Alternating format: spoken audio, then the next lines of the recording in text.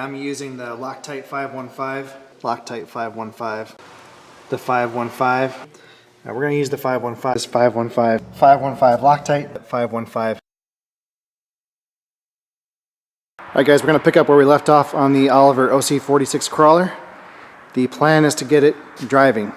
Put the tracks back on, get it outside, see if we can make it turn left and right, do all kinds of fun stuff. I am working on putting the track frames together. I got the sprockets installed, nothing exciting about that. They have those cone-shaped washers. But I ran into a little bit of a problem. I don't know if you guys will be able to see it on the camera, but that track frame is bent. So it kind of curls out like this. Which isn't the end of the world, but yeah, this final drive over here took a pretty big hit at one time. They must have crashed the machine into something, which would explain why that boss was broken, and yeah, a lot of the things that we've found so far I think are explained by that. Anyway, I don't know of a more elegant way to do it than just hit her with a big hammer. So we just do that a few hundred times and it should be straight as an arrow. Alright, that's a little bit better. I don't know how well you guys will be able to see it. It's really hard to film kind of semi-outdoors this time of the year. It's midday, the sun's as high as it's going to get, and you see how long the shadows are. Yeah, we're only about 5 weeks away from the shortest day of the year, so it's not going to get better for a while. I think I've mentioned before that the owner of this machine is a retired machinist and machine tool rebuilder. And he made new adjusting screws for the track tensioners. These are them right here. So I'm not sure how he did it. Looks like maybe a piece of threaded rod. And then he turned the end down to this stub and then welded a nut to it. But it looks pretty good. Now this one on this side was in good shape, but the other one on the other side, it had been pretty well mangled.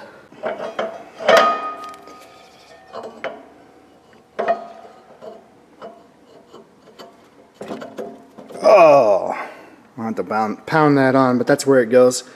And this wishbone shaped piece here came from the other machine, the parts machine.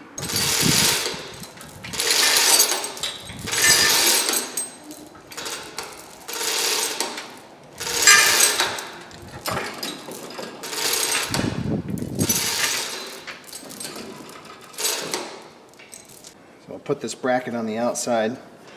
Now, I don't know if there's supposed to be a bushing inside here. It doesn't appear to be one on this particular part. Now, the inside ones all had brass bushings. There's a similar piece on the inside, it just doesn't have this sheet metal cover. And they had brass bushings, but what's curious about that is that the grease zerk holes weren't drilled through the brass bushings. So there's no way they were ever getting grease. So before I put the inside ones in, I drilled those out.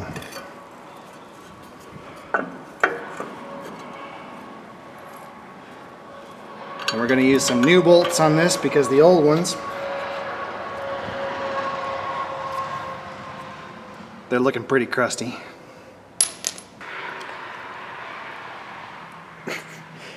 I hear you, buddy.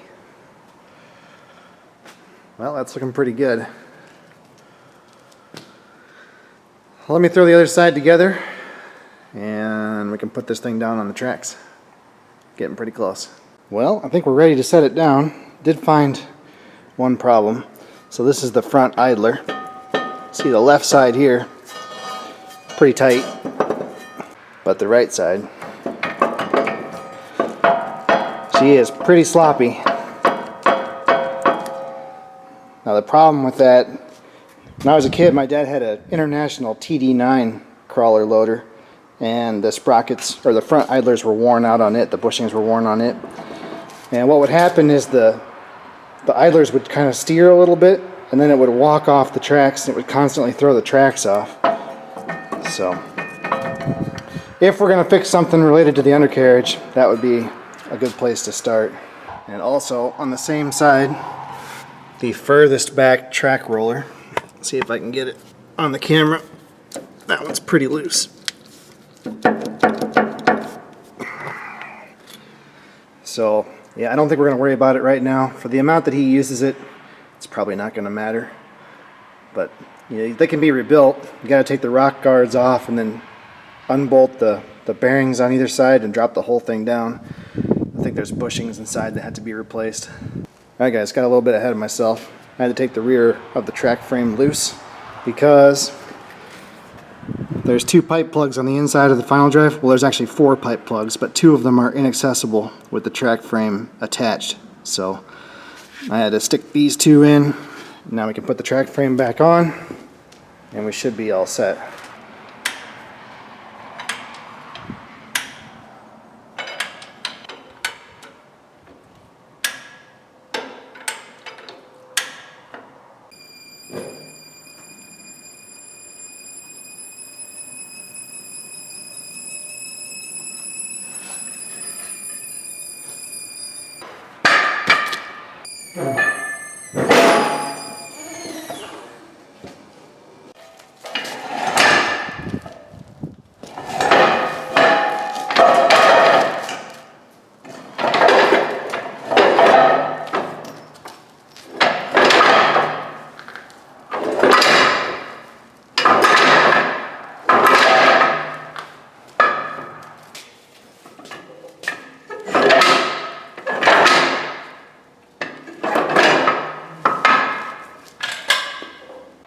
Got to drill out these cotter pins, split pins in the master link pins.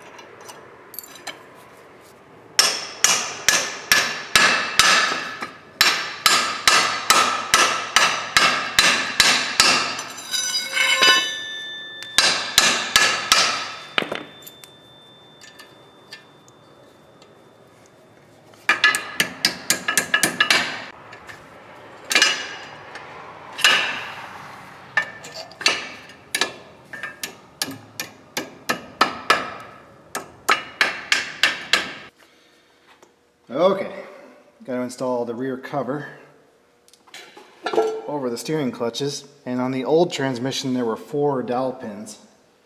1, 2, 3, 4. And on this one, 3 of them are missing. But good news is I have plenty of dowel pins in stock. They're standard 3/8 dowel pins.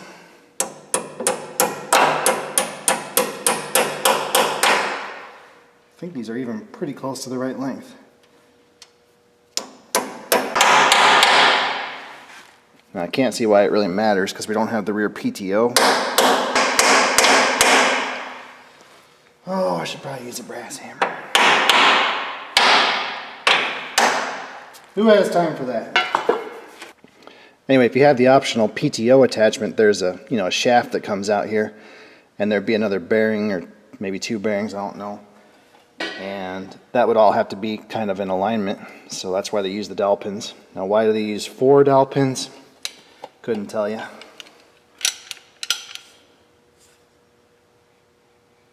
So we're going to glue it back on with the RTV silicone.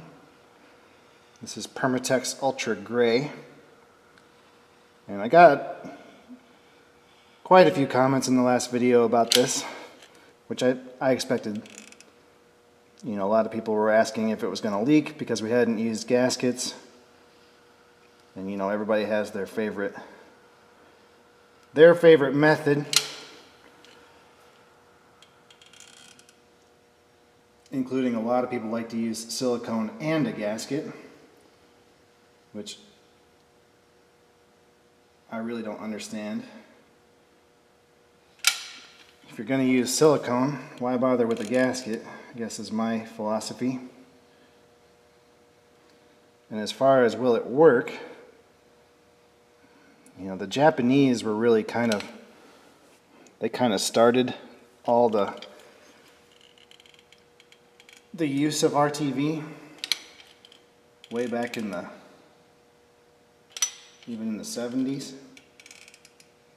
And if you work on Japanese cars, you know, they really don't use a lot of gaskets. If they do use gaskets, they're usually O-ring style gaskets. You know, extruded rubber. And those work pretty well. But a lot of times on Japanese cars, you know, timing covers, oil pans, differential cases, you name it, it's all sealed with RTV and no gasket. And you know, the problem with RTV mostly is the way people use it. They don't follow the instructions.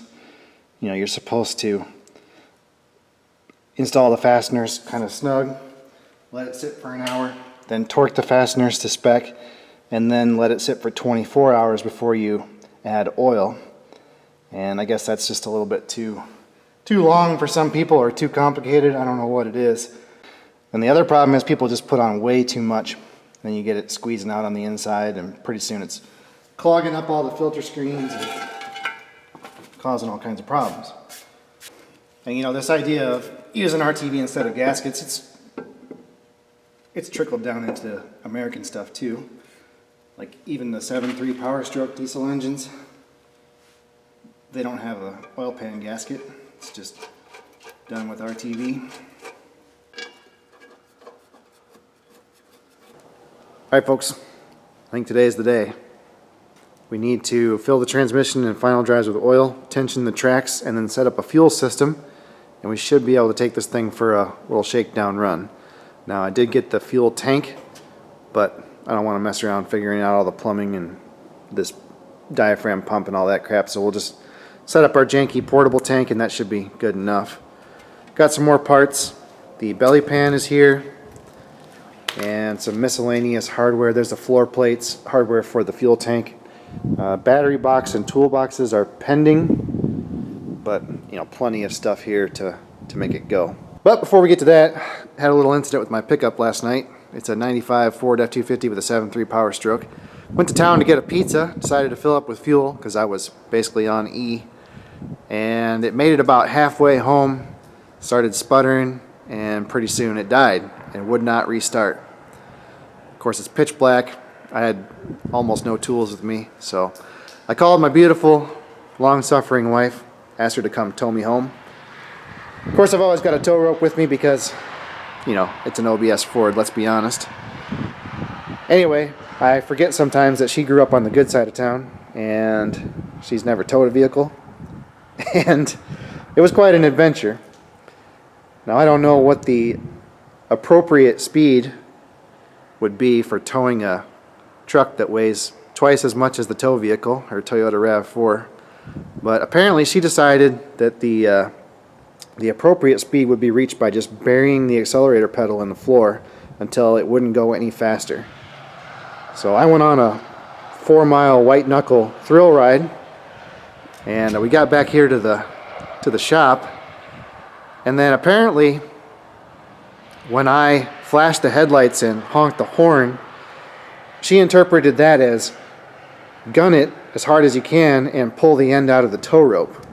So it's actually a new tow rope. I've never used it before, but she managed to pull the end right out of it with a 140 horsepower Toyota RAV4. So good for her. Anyway, I suspect that the fuel filter's clogged up. The fuel tanks are both rusty. The back one's actually so rusty it leaks out externally. I can't even use it. The front one's not much better, but the rust is all on the inside. So it likes to eat fuel filters. I think that's probably where our problem is. We'll see what we can figure out.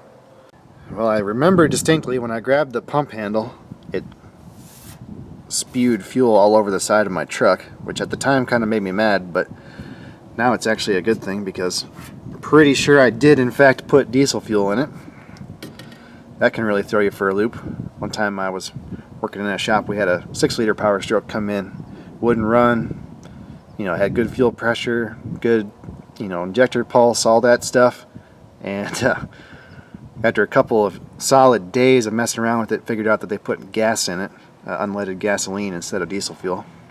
So don't make that mistake.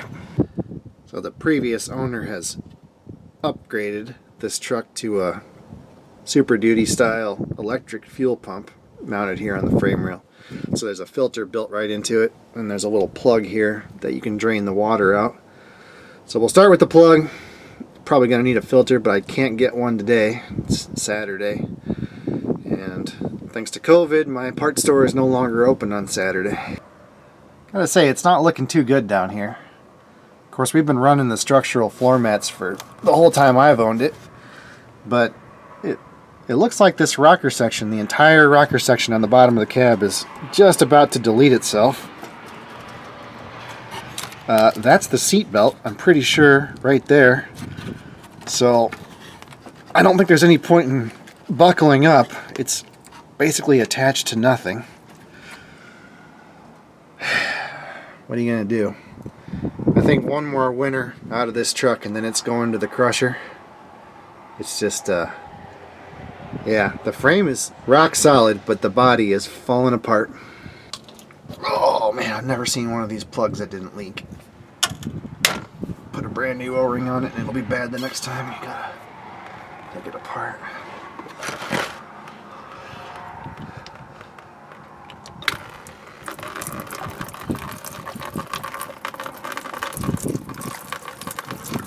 Doesn't look too bad, really.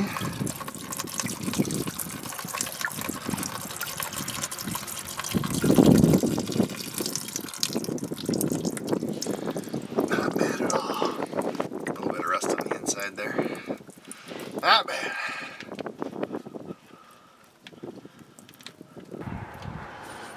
Oh, I've even got a special socket just for these.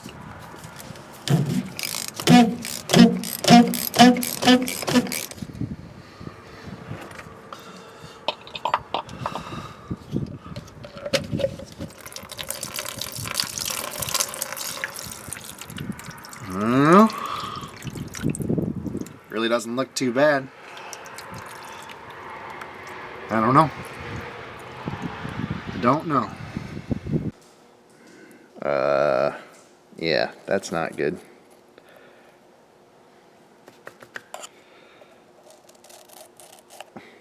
Gee, I wonder why it didn't work.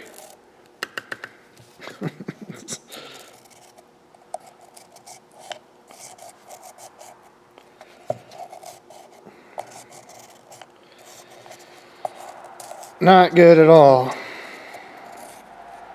There's some nice big chunks in there. Okay, well, we're not going to put that back in.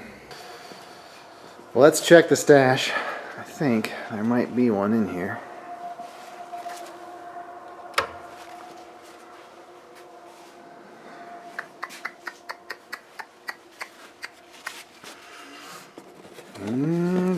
That's an oil filter for a 6-liter Power Stroke. What's this?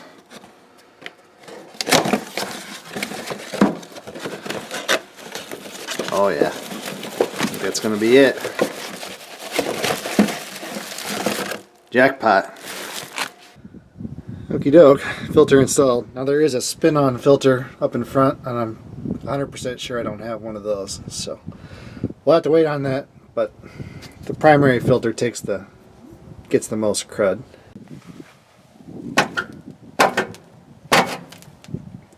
Ooh. I don't think she's got one more kick left in her. Yeah, the fuel pump sounds a little bit happier. She was just screaming last night.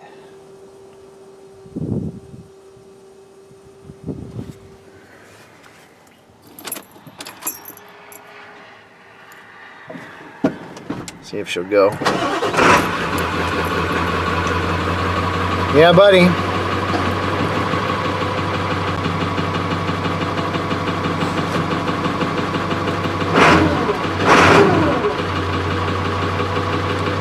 Cool.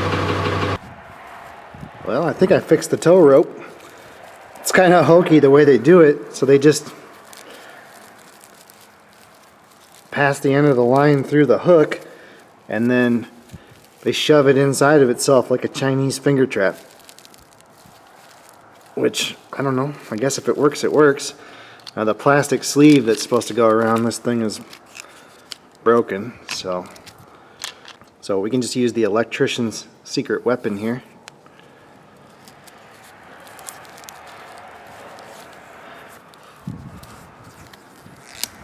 Cool, fixed.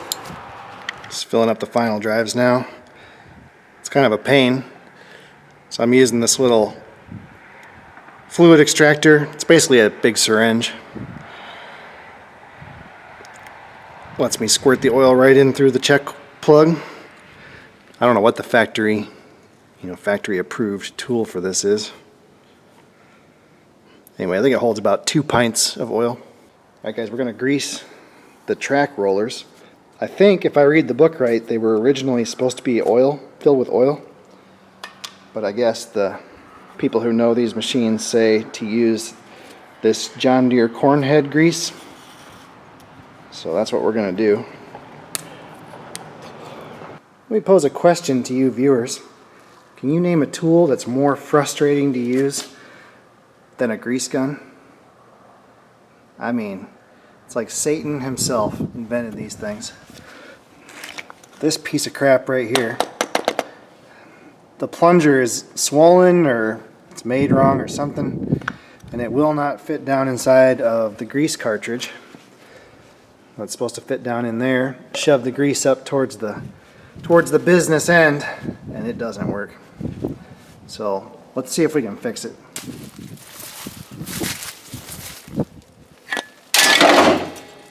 Fixed. Alright guys, I think it's time. I got the tracks adjusted. It's pretty simple. Just set a straight edge across the top of the track from the sprocket to the idler, and you're supposed to have 2 inches of slack in the middle. There are no top rollers, so that's pretty simple. I guess we'll check the oil here real quick. Looks good. On the full mark. I got the portable fuel pump hooked up here. That works. See if it starts. It does have the internet's favorite oil filter. So it's probably junk, but we'll give it a shot.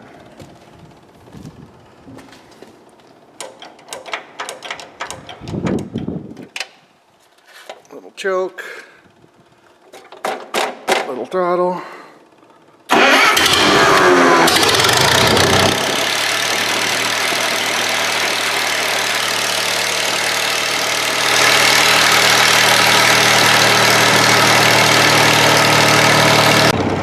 What do you think, pup?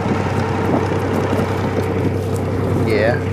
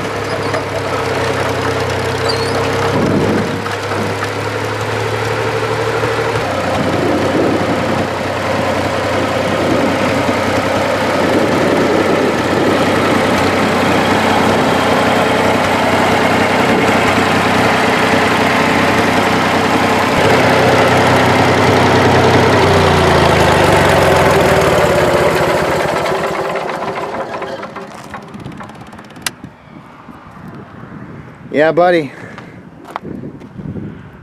I don't know how you can complain about that. This is the best running engine I've ever seen. It's like it was just built yesterday. I think the thermostat's opening. Feels pretty warm up here. Yeah, cool. See, could use some improvement, but the rest of the machine is ready to go. It runs, it drives, it turns left, it turns right. What more could you want? Alright guys, the wind's probably going to ruin the audio. Sorry about that. This is the factory loader attachment for the Oliver. And it's really not in too bad a shape. The cylinders have been collapsed. This is not part of the functioning part of the cylinder, it's just an extension. Those cylinders are fully collapsed. So yeah, all the hoses are stripped off. I think they were all bad. We're going to replace all of those. I think the valve block maybe is bad, or at least it needs one spool. But you know, overall it's not too bad. I think most of the joints would take grease. It hasn't been broken or welded anywhere that I can see. Cutting edge even looks pretty decent. So you'll be seeing more about this in the future episode, but that's probably where we're going to stop the video for now. But good, now I can clean up this giant mess and send home some of these parts. That'll be nice. Don't ask me why I saved all this stuff, but here's a whole box of old bearing races and seals. And this is a box full of empty boxes of new bearing races and seals. Most of them are there, I think. And here's a whole box full of grease and oily rags, all from this machine. Alright guys, I want to address a few things on camera before we wrap this up. First, there will be at least one more video about the Oliver crawler. We're going to install that loader and try to figure out some of the plumbing issues, maybe go after the hydraulic pump. I don't know when that's going to be posted. I think after this video we're going to kind of shift gears and do something else for a while, and we'll come back and revisit the Oliver at some point down the road. Second, there's been a lot of comments in previous videos and questions about what this is going to cost. Is it worth it? You know, why bother spending all this time and money on a 60-year-old machine that's, you know, functionally obsolete and, you know, hard to get parts for?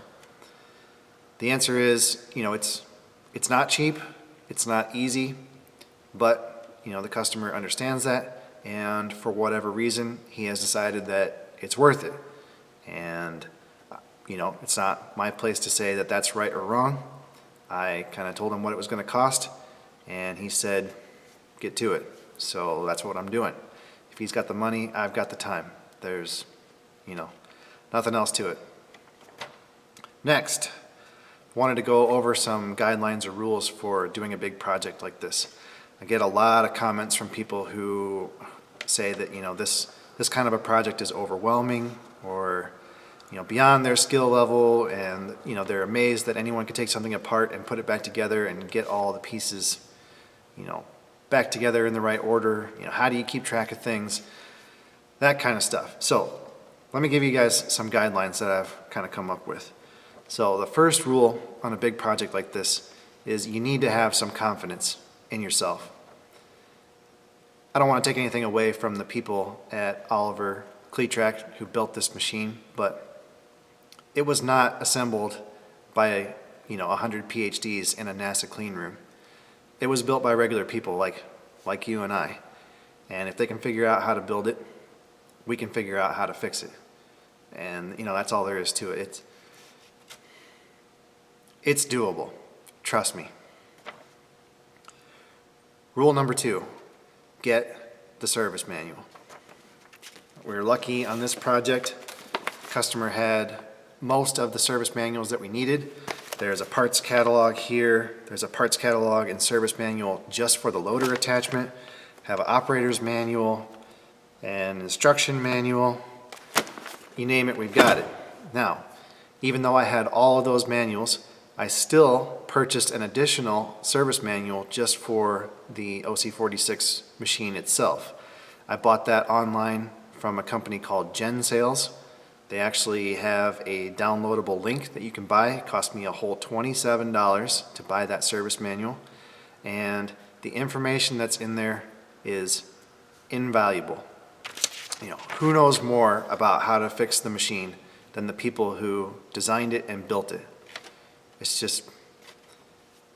It blows my mind that people won't seek out service information. And for whatever reason, people have decided that all service information should be available for free on the internet. And that is just not the reality. You got to pay for this stuff. Now, the legality of whether or not Gen Sales can sell you a copyrighted Oliver service manual, I'm not 100% sure on how that works. At best, I think it's probably a gray area. But, as far as I understand it, the ramifications for that, if they ever, had problems with that, that would be on them. That would not be on us as the end user. We haven't done anything wrong. So check out Gen Sales. They have a pretty good selection of service manuals. I don't know how it works, on the legal end, but it's the best that we can do. I can't call Oliver Cleatrack and ask for a service manual. They don't exist. I guarantee if you go to an AGCO dealership and ask for parts for a 1960 Oliver OC-46, you're going to get a lot of blank stares. Number 3, a little bit of experience goes a long way. And what I mean by that is things that you learn working on one machine are almost always applicable to similar machines. And the more things that you work on, the more you come to realize that everything is built in a pretty similar way. And rules of thumb that you learn along the way, they can be applied almost universally. You may have noticed as we went through the build-up process on this machine, there were times that I deviated from the procedure in the service manual, and that just is based on experience working on other machines. So it's a snowball effect. As you work on more things and build that experience, you get those gut feelings where you can kind of help yourself and get away from the posted procedures that are a lot of times clumsy and maybe even be wrong. And the fourth and final point, you need to be realistic about your goals and your abilities, and your goals and abilities need to be in line with each other. Now, this is a 60-year-old piece of industrial machinery. It's not going to the moon. There's no reason for us to take it apart down to every single last, nut and bolt and, try to build it back up as something better than it was when it left the factory. You'll never recoup that time. We're not taking this thing to Amelia Island. There's no reason to do a Squatch 253, 175 part, concourse level restoration. We just need to get in there, fix the things that we can fix, and figure out the things we can live with, put it back in service, and use it, enjoy it. I think that's where people go wrong with projects like this. They bite off more than they can chew, and they get overwhelmed, and then pretty soon it's sitting in a barn in a corner for 25 years, and it never gets done, or it never even gets to be used and enjoyed. So yeah, just be realistic. If you really want to do a full body off rotisserie restoration, that's fine, but you need to understand that that's a big job and it probably isn't for everybody. So anyway, hope that helps, guys. It was built by humans, it can be fixed by humans. The only limitation is time and money. If you got enough of those, you can fix anything. So thanks for watching, and I'll see you guys next time.